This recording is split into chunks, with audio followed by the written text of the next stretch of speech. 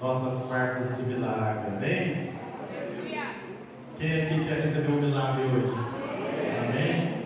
Glória a Deus, glória a Deus.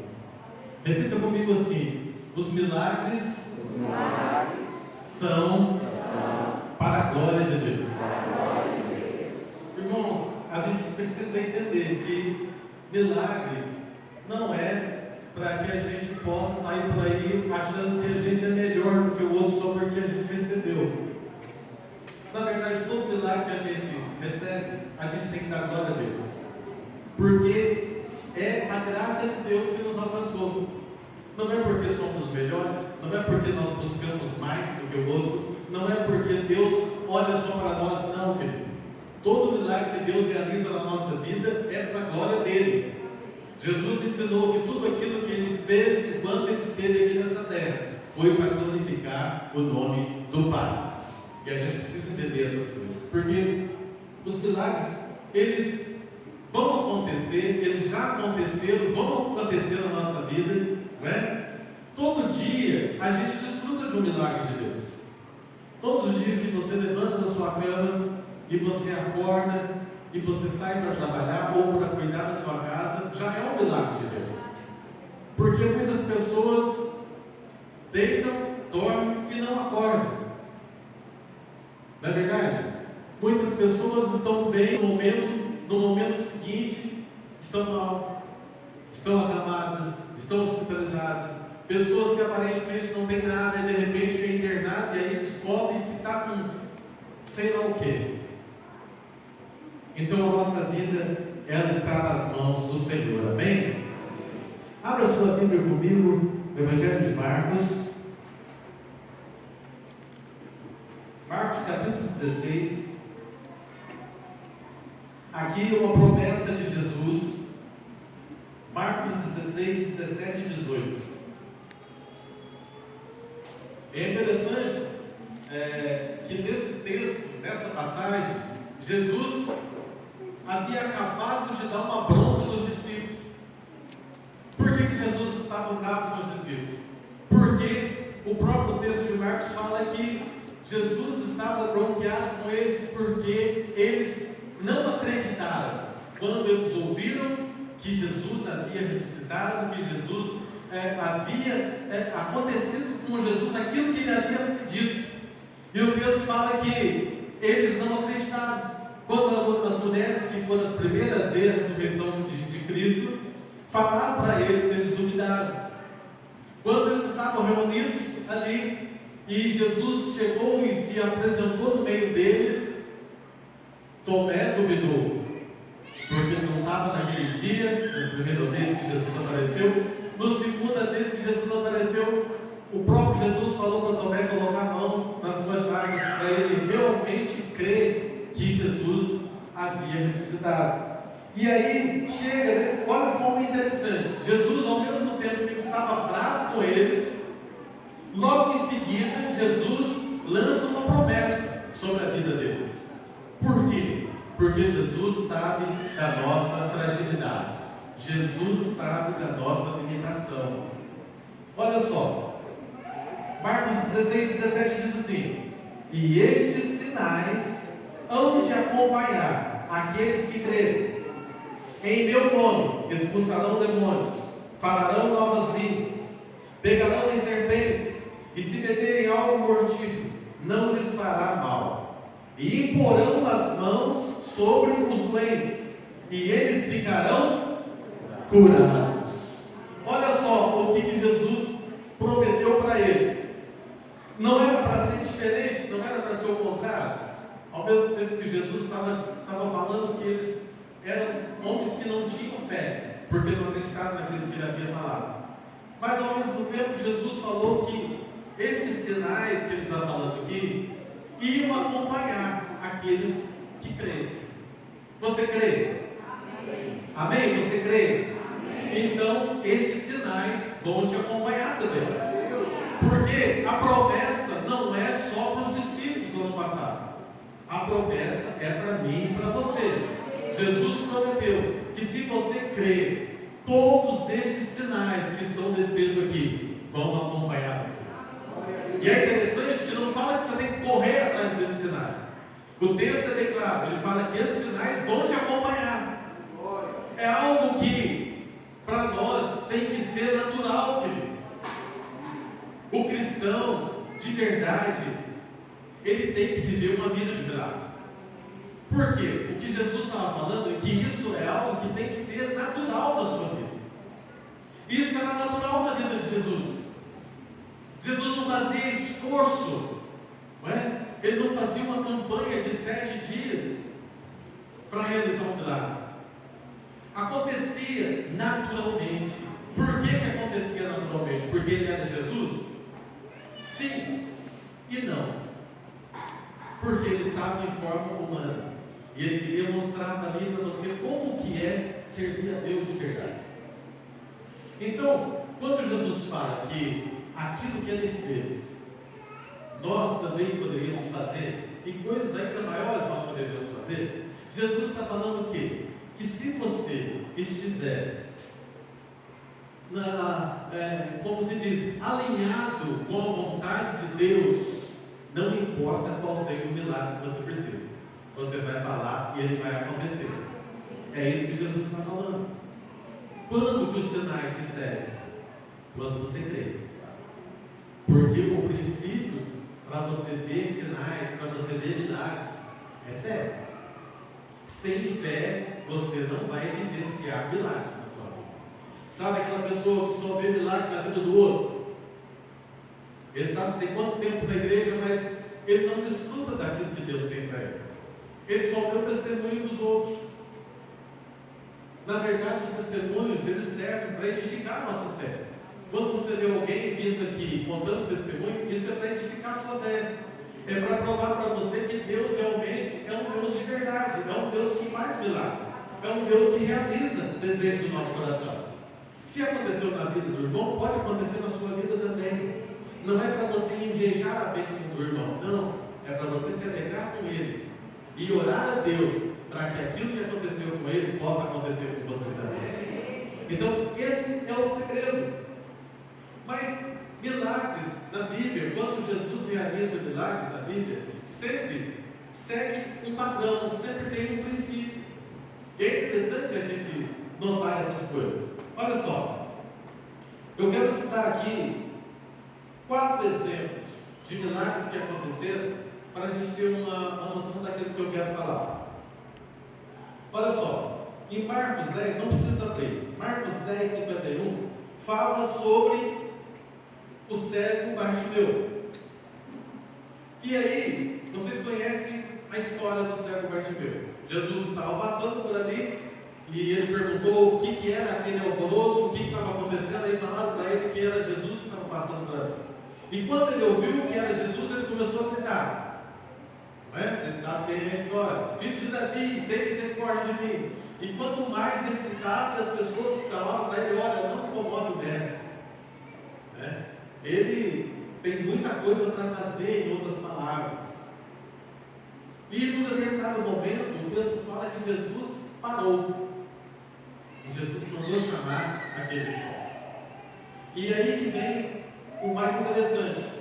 E Jesus faz o quê? A primeira coisa que Jesus faz quando esse cego chega para ele, Jesus pergunta para ele: o que queres que eu te faça? Olha só, não é muito interessante isso, porque ele era cego. Naturalmente, o que subentende? Se ele estava clamando por Jesus, automaticamente ele queria ver, porque ele era cego. Mas Jesus faz essa pergunta: o que queres que eu te faça? Agora vamos para um outro exemplo. Segundo exemplo, João 5, uma outra passagem do tanque de Betesda. Fala que Jesus passando por ali, aquele tanque era um tanque conhecido, porque muitas pessoas que estavam enfermas iam até ali, porque de tempos em tempo o texto diz que descia um anjo, agitava as águas, e o primeiro que entrasse naquele tanque, após o agitar das águas, seria curado de qualquer enfermidade.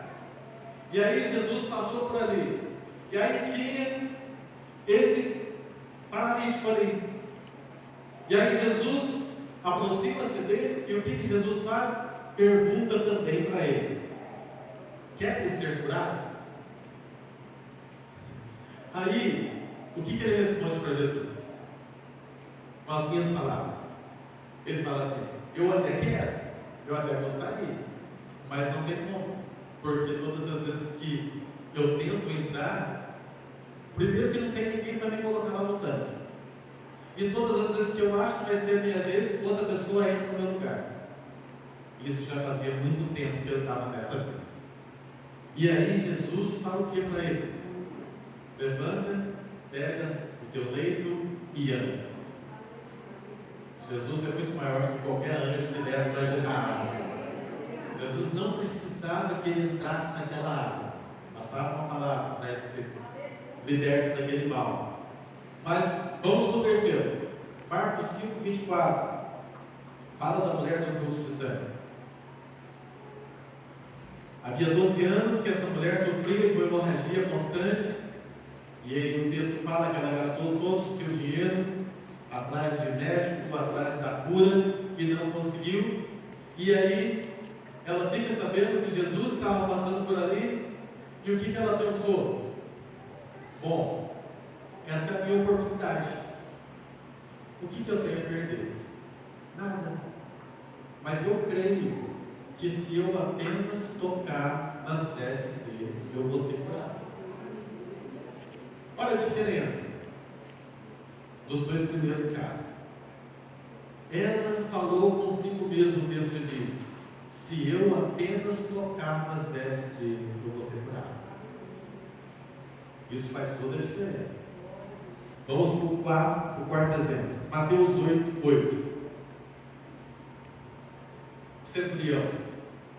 O centurião estava com o servo dele doente, à morte, e aproxima de Jesus e pede para Jesus ir, para Jesus curar, não ir, mas Jesus curar o servo dele, que estava muito mal.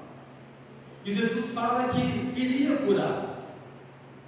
E o centurião fala o que para Jesus?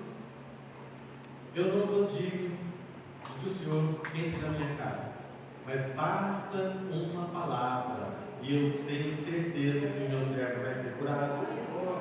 Olha só, ele reconheceu a autoridade de Jesus e ele deu valor na palavra. Isso é muito tremendo, porque a palavra de Deus é que faz a diferença. É a palavra de Deus que faz a diferença. Esses textos, ele nos leva, esses 4 textos que eu li, que eu comentei na verdade, né? Esses 4 textos, eles nos levam a fazer 4 perguntas, que são princípios de Deus para o seu milagre. Presta atenção. A primeira pergunta é, falando de Bartimeu: como você vê Jesus? O que realmente você espera dele? Como você vê Jesus? Você vê Jesus como apenas alguém que vai te servir a hora que você precisar? Ou você vê Jesus como o teu único e suficiente Salvador? Ou você vê Jesus como o seu Senhor? A maneira pela qual você vê Jesus vai fazer a diferença de como você vai receber o seu milagre. Aqui, Bartimeu, qual era o pensamento, porque ele não via, qual era o pensamento de Bartimeu a respeito de Jesus? Como que ele sabia que Jesus poderia curá-lo? Porque ele ouviu. Ele ouviu falar das coisas que Jesus estava fazendo naquela região. E quando ele ouviu que Jesus estava passando por ali, opa, este é o tempo do meu milagre. Ele viu a possibilidade de que Jesus poderia olhar para ele com olhos de misericórdia e livrá-lo daquele mal. Olha só, como você vê Jesus faz toda a diferença. Tem muita gente que fala que Jesus é muito bom, Jesus é maravilhoso, quando a acontece alguma coisa de boa na sua vida. Mas quando as coisas começam a ir de mal a pior, quando as coisas começam a dar errado, você já começa a ver Jesus de uma outra forma. Ah, será que é isso mesmo? Será que Jesus é realmente aquilo que... Isso aconteceu na vida daqueles homens que andaram com Jesus fisicamente. Será que tudo isso que ele está falando vai acontecer mesmo? Mas quando aconteceu, eles viram que, na verdade, Jesus sempre fala a verdade. Tudo aquilo que Jesus falou é a verdade de Deus, porque Ele é o Verbo encarnado. Ele é a própria palavra. Então, aquilo que Jesus fala é certeza que vai acontecer. Então, a primeira pergunta para nós é como você vê Jesus. A segunda pergunta vem do segundo texto. Qual a sua real necessidade?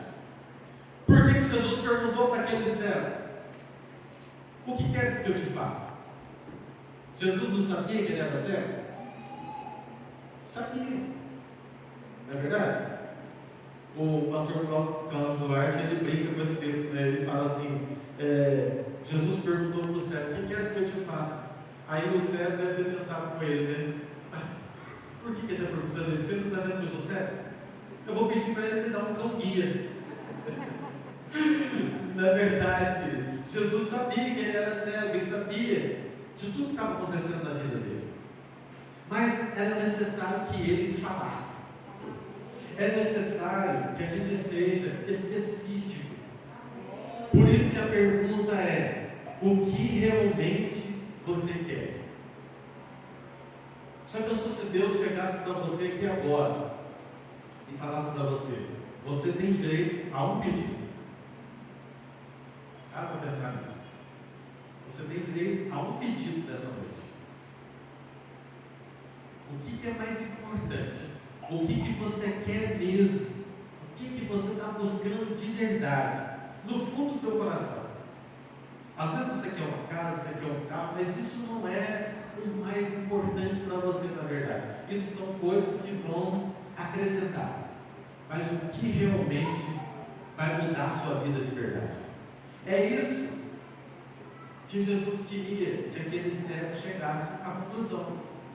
Realmente, só tornar a ver, realmente vai mudar a vida daquela pessoa? Isso responde a muitos questionamentos de por que tem pessoas que oram e são curadas, e por que tem pessoas que oram e não são curadas. Por quê? É porque Deus gosta menos daquela pessoa que orou e não foi curada? Não, querido. É porque Deus conhece a sua vida. Deus conhece o seu futuro. Nós não conhecemos. Tem pessoas que, se recebeu o milagre de Deus hoje, amanhã tem as costas para Deus. Ele serve a Deus exatamente porque ele tem uma deficiência, porque ele tem uma necessidade, porque ele tem, entre aspas, um espinho na carne. É isso que Jesus falou para Paulo: a minha graça te basta. Quem sabe, se Deus tirasse aquele espinho da carne de Paulo, o que seria de Paulo? Deus sabe o nosso futuro. Deus sabe o que vai acontecer amanhã, até um segundo após a gente falar. Deus sabe o que vai acontecer. Então, nós precisamos realmente pedir para Deus aquilo que realmente está no fundo do nosso coração. Porque quando você coloca para fora a sua real necessidade, você acha que Deus não tem prazer de te abençoar? Você acha que Deus não tem prazer de dar aquilo que você realmente está necessitando? Deus tem prazer. E Deus vai dar. Assim como Jesus falou para aquele cego. Realmente, você quer ser curado? Então, se você quer, seja curado. A terceira pergunta: olha só, qual é o terceiro texto que nós vemos? Não foi da mulher do fluxo de sangue? Então, qual é a pergunta? Você realmente crê que Jesus pode te curar? Vocês acham mesmo que se aquela mulher não tivesse plena convicção no coração dela que Jesus era capaz de curar, você acha que ela ia correr aquele risco que ela correu de entrar no meio da multidão, na situação que ela se encontrava? Porque naquela época, a mulher no seu período menstrual era considerada impura e não poderia estar no meio de outras pessoas. Mas o texto fala que ela se embrenhou no meio daquela multidão até chegar próximo de Jesus e tocar nas vestes de Jesus. Mas por que ela fez isso? Parece uma loucura o que ela fez? Parece, mas não é loucura. Isso é fé. Quando você tem fé, não importa os obstáculos. A gente precisa aprender com essa passagem. Porque não é simplesmente o fato da mulher estar com hemorragia simples, não, querido. A Bíblia fala que ela tinha 12 anos. Imagina qual é o estado físico daquela mulher. A gente sabe hoje em dia, uma mulher que tem um período menstrual um pouquinho maior, que está um pouco celular, ela fica muito fragilizada. Imagina 12 anos. Como que seria a vida daquela mulher? Mas ela não se importou com aquela situação, porque ela sabia, ela tinha certeza que ao tocar nas vestes de Jesus, ela seria curada. E às vezes, um pequeno obstáculo tira a nossa vida do alvo, tira a nossa vida do milagre. Tem gente que não quer mover uma palha para sair do lugar que está. Sabe, nós precisamos fazer a nossa parte. Deus, Ele sempre faz a parte dele. Mas nós precisamos fazer a nossa parte. Tem algo que cabe a nós. Talvez seja você ser específico na sua oração, o que realmente você quer. Talvez seja você fazer um sacrifício, seja ele qual for, para alcançar o seu milagre. O que essa mulher fez? Ela saiu daquela condição de que não tem mais jeito para mim, já gastei todo o meu dinheiro, não tem mais cura, eu vou morrer com essa situação. Não, ela saiu dessa condição e ela foi atrás de quem era o único que poderia tirar ela daquela situação. E o único era Jesus. E continua sendo. O único que pode tirar você dessa situação que você se encontra é Jesus, querido. Não é um médico, não é remédio. O único que pode te tirar dessa situação que você está é Jesus Cristo de Nazaré. Ele é o único. Ele é o Todo-Poderoso. Ele fala e as coisas logo passam a existir. E essa mulher tinha convicção, por isso aconteceu na vida dela. Quarto e último, você acredita que a palavra de Deus expressa a perfeita vontade dele? Você acredita nisso? Foi isso que aconteceu com o centurião. Ele acreditou que a palavra da boca de Jesus era o suficiente para cumprir o propósito. A palavra de Deus, ela expressa a vontade de Deus. Se a palavra de Deus diz que você vai receber, você vai receber. Se a palavra de Deus diz que é para você esperar, espere. Se a palavra de Deus diz que é para você se apropriar das promessas, aproprie-se das promessas. Se a palavra de Deus diz que você vai receber o milagre, receba o teu milagre. Porque a palavra de Deus, ela é suficiente. Quando aquele centurião falou para Jesus, olha, não precisa, o senhor não precisa ir na minha casa. Se o senhor falar uma palavra, eu creio que vai acontecer. Isso é tão tremendo, querido, que isso é válido para nós ainda hoje. Às vezes você fica pensando, às vezes você está aqui e fica pensando, olha, tem um familiar meu que está passando tanta necessidade, ele precisava estar aqui. Não, querido, quem precisava estar aqui é você. E se você fizer a mesma coisa que esse centurião fez, não precisa ele estar aqui. Basta uma palavra. a palavra de Deus pode ir lá onde Ele está, e pode alcançar Ele lá onde Ele está, e pode curar, pode libertar, pode fazer coisas tremendas. Por isso que vale muito a nossa intercessão. Não pense que é à toa que você tem, você ora, talvez você olhe à sua volta, parece que as coisas não estão acontecendo, parece que não está acontecendo nada, mas querido, você está plantando no mundo espiritual. E tudo que você planta, você colhe. Se você está plantando em fé, você vai colher. Você vai colher. Pode passar dia, pode passar mês, pode passar ano, mas aquilo que Deus tem preparado para você vai acontecer. Porque Deus não é Deus de brincadeira, Deus é Deus de verdade. Se você acredita que a palavra de Deus é a verdade, então creia que tudo isso que a palavra diz pode acontecer na tua vida, vai acontecer na minha e na tua vida, em nome de Jesus. Amém? Para concluir, eu quero que você abra comigo em Atos, capítulo 3. Aqui é o resultado, quando você junta essas 4 perguntas e você consegue colocar em prática essas 4 perguntas, o que pode acontecer com você? Olha só, Atos, capítulo 3, verso 6 até o 14. Verso 6. Então afirmou-lhe Pedro: não possuo prata nem ouro, mas o que tenho, isso te dou. Em nome de Jesus Cristo, o Nazareno, ergue-te e anda. E segurando-o pela mão direita, ajudou-o a levantar-se. E naquele mesmo instante, os pés e tornozelos do homem ficaram firmes.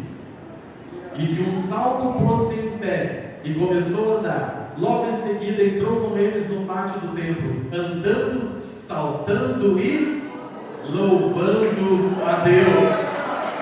Todo milagre é para o louvor do nosso Deus.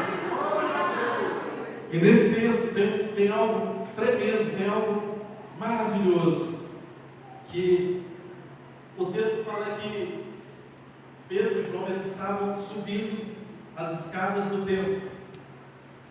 E todos os dias, as pessoas ajudavam a levar aquele paralítico e colocavam ele ali na escada, porque todos que subiam a escada do templo, ele pedia esmolas. E num desses dias, eu creio que seja o primeiro dia que Pedro e João estavam acostumados a subir. Mas nesse dia, algo aconteceu diferente. Ao subirem as escadas, o homem pede esmola para eles.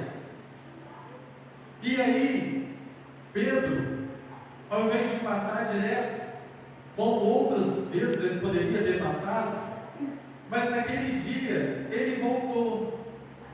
E ele falou para aquele paralítico: eu não tenho nem ouro, nem prata, mas o que eu tenho, eu te dou. Levanta e anda. Olha só que coisa maravilhosa, querido. Isso não foi a primeira vez que eles subiram ali. Eu creio que eles passaram por aquele paralítico muitas vezes, mas especificamente naquele dia, eles pararam. E aí, Pedro fez essa afirmação: olha, eu não tenho ouro nem prata, mas o que eu tenho, te dou. E é tão interessante que essa frase, o que eu tenho, no original grego, a palavra é. É de onde vem a nossa palavra é. Você sabe o que é? É quando você fala e o som da sua voz torna-se repetido várias vezes, né? Principalmente quando você está numa casa vazia, você fala e parece que tem outra pessoa falando a mesma coisa que você, né? É a repetição do som, né? Isso é eco. E a palavra usada é eco, que significa o quê? Usado daqueles unidos a alguém pelos laços de sangue. Em quem você é unido por laços de sangue? Jesus. Nós somos unidos com laços de sangue. O sangue de Jesus está sobre nós. E aí é interessante porque o texto fala que Pedro voltou e perguntou, né? E falou para aquele homem que ele não tinha nada. Em outras palavras, olha, eu não tenho dinheiro para te dar. Eu não tenho nada que eu possa te dar mais. A única coisa que eu tenho é a palavra de Deus. É o eco, é o ressoar da voz de Deus. Sabe por que Pedro parou naquele momento ali? Porque aquele era o dia que Deus tinha marcado para aquele homem. E os nossos milagres têm dia marcado, tem data, tem horário, tem local, tudo está no controle de Deus. E naquele dia, o som da voz de Deus ecoou nos ouvidos de Pedro, e Pedro apenas falou aquilo que ele recebeu de Deus. Olha, eu não tenho nada de mim, mas aquilo que eu recebi do Pai, eu te dou. Levanta e anda. E o texto fala que Pedro deu a mão para o homem saltou e colocou em pé. E a perna dele se firmou. Olha só que milagre maravilhoso. Isso foi tão maravilhoso, foi tão tremendo, que, continuando o texto, fala que ele entrou depois, né, no pátio do templo, e todo mundo que via ele reconhecia. Não, esse não era aquele que estava ali pedindo esmola, esse não era aquele. E perguntaram para ele quem foi que fez isso. Olha que coisa interessante. Os milagres de Deus, eles são para a glória de Deus. Isso aconteceu para que o nome de Deus fosse glorificado através da vida dos discípulos. Você é um discípulo de Cristo? Amém? Nós somos discípulos de Cristo. Nós somos seguidores de Cristo. E os sinais que o texto diz que hão de nos seguir são estes sinais. Nada mais, nada menos. São estes sinais. Você vai orar pelo enfermo, ele vai ser curado. Você vai pôr as mãos sobre a pessoa e ela vai receber os dons do Espírito. Você vai orar por um demoniado, você vai expulsar o demônio dele, o demônio vai sair. Por quê? Isso é teu? Não, isso vem de Deus. E foi o próprio Jesus que falou: estes sinais vão te seguir. Se você crê que Jesus é o teu Senhor e Salvador, você entregou sua vida para Jesus, você se batizou, você é um cristão de verdade, então esses sinais têm que te seguir, querido. Esses sinais vão acompanhar a sua vida. Então não tenha medo, não tenha medo de orar por ninguém, não tenha medo de exercer aquilo que Deus colocou nas suas mãos. Talvez você tenha falado: eu tenho uma vontade de orar para uma pessoa, a pessoa ser curada. Mas quantas vezes você já orou para alguém enfermo?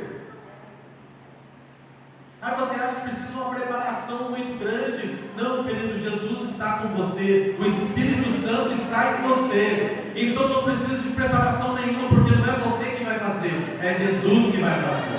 E se você faz em nome de Jesus, quando você fala em nome de Jesus, é Jesus que faz, não é você. Você apenas é um instrumento que Deus usa para cumprir o propósito dele, para a glória dele mesmo. Porque se fosse pelo seu preparo, a glória não seria de Deus, a glória seria para você. Então não depende de nós, depende de Deus. E a vontade de Deus é que o nome do Senhor Jesus se propague por essa terra. Os mesmos milagres que aconteceu lá no passado podem acontecer ainda hoje. E vão acontecer milagres ainda maiores, porque hoje nós temos desafios maiores do que tiveram lá no passado. Então vão acontecer milagres muito maiores. Por quê? Porque Jesus continua sendo o mesmo. Porque Deus continua sendo o mesmo. E a palavra de Deus ainda é verdade. Por isso nós cremos que tudo aquilo que nós colocamos nas mãos de Deus, Ele vai fazer. Porque é a vontade dele nos abençoar. Nem se coloque em pé no seu lugar.